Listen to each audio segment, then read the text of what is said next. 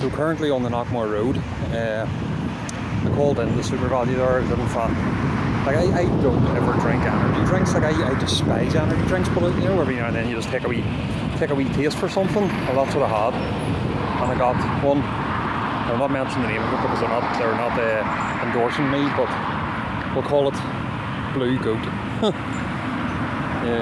Reminds me of the one in Magaluf, Black Panther energy drink. I tell you what, that stuff would have frippin' made you see into the future. That and Rushkonoff vodka. Ooh. I can still taste that Rushkonoff in the back of my throat. And how long ago was it I was in Magaluf? 11, 12 years ago. I can still taste that crap. I think it was only like €2 for a litre bottle of it too. Flippin' cheap old shite. But here in Northern Ireland we're used to drinking piss water. I used to be a Buckfast drinker, for God's sake, haven't touched Buckfast in years and years. That stuff started to wreck my life, Probably 90% of the reason why my ex and I broke up was because of Buckfast. Which I'm sorry about if you watch these. I've grown up and matured, and I have I hope I have a better head on my shoulders now. How many years of parenthood, single fatherhood, just changes you big time. Like people who are single, people who don't have any kids, you wouldn't understand it because it just completely changes your life, but all for the good. Every single aspect of your life has to change. Your children have to come first in every single scenario and situation, even if that's with the opposite sex or a girlfriend or a boyfriend. And that's the thing about me, I was brought up with good values. I was brought up in a good home. Yes, my parents got divorced when I was young, but they were both still always there. We went to our dad's at the weekend, went to see my dad at the weekend. Holidays, we'd have went to him for a week at a time, weeks at a time. He would have come and visit us. It was a good setup between my mother and him, between my mother and dad, sorry. Which didn't do us any harm, really. If anything, it taught us to respect more, But I still have to get onto that situation about, onto that subject of how I ended up a single dad and stuff. But I don't know. No, I'll not do it now. I'll keep you guessing.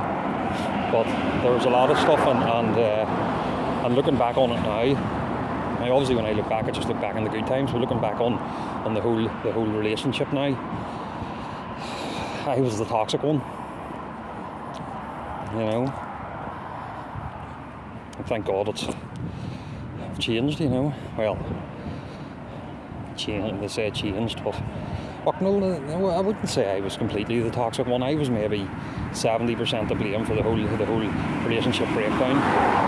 I just wasn't myself. I was going through personal things, personal mental health struggles, which unfortunately my ex didn't really help with. But then, you're not going to turn around and help someone who's being a complete dick to you all the time, are you? It took after I was checking at 6 o'clock, after we broke up and stuff, that's when I found out that I was going through a bit of a mental health struggle, or struggling a bit with my mental health.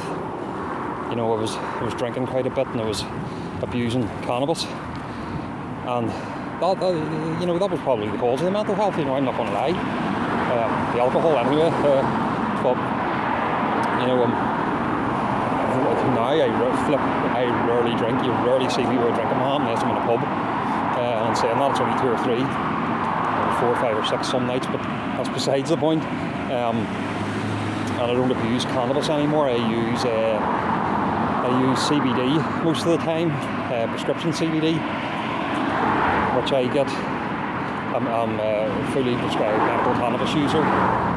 Now that means I can use all cannabis, but the stuff I choose to use is CBD, because during the day you can't, I know there are people out there who love walking about with a foggy head during the day, but I like to be in control of my thoughts, and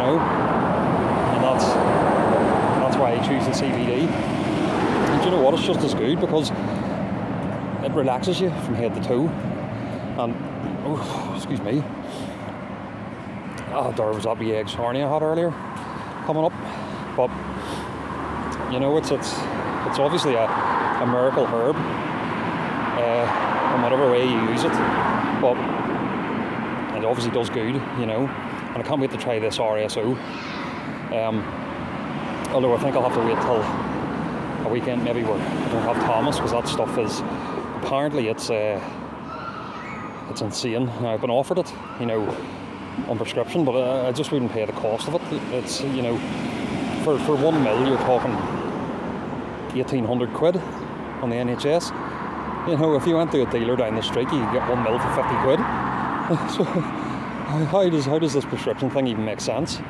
But there we go. That's the way it is. But thankfully, thank God they've done something to regulate it and bring it into our society, our community, because, you know, the rest of the world has legalised it completely. And at the end of the day, if you look back in the history of the cannabis prohibition in the UK, it was actually brought about as a racist law to discriminate against Jamaican men and women who were coming over after the war, you know, to boost our economy, to live a better life.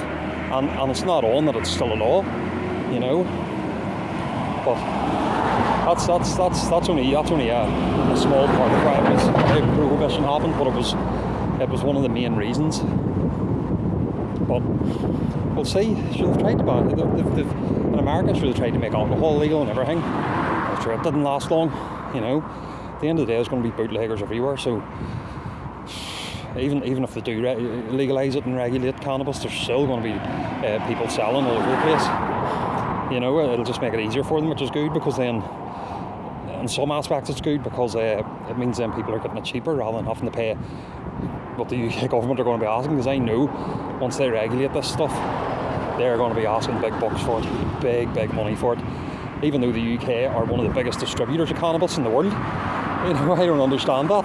Theresa May's husband, he's one of the biggest cannabis farms in the world. You know, not just in the UK, in the whole world. But here am I the reason why. Just let them do what they're doing, and hopefully they get their fingers out soon and get this economy up and running again. And that's another thing you think. If they legalise cannabis as well, you think about the amount of sales. They are going to be through the roof. You think of the billions upon billions the government will be raking in revenue alone. So Canada had only legalised it, I think, 6 months to a year. They sorted out their homeless problem. Well, they've sorted out systems for their homeless. They've sorted out their health system. They've added, you know, they've done so much in less than a year. And you think about what the UK could do, as well as open jobs. You think about the amount of farms that people will be popping up all over the place, employing hundreds and hundreds of people. So does it not make more sense just to legalise it? You know, common sense says to legalise it, but there we go. Anyway, I got stuck on that wee subject there a bit too long. But I'm going to go here, guys, again, because I'm about to cross quite a busy road here, and I don't want to get turned into mush. But I'll be on soon, guys. Take care.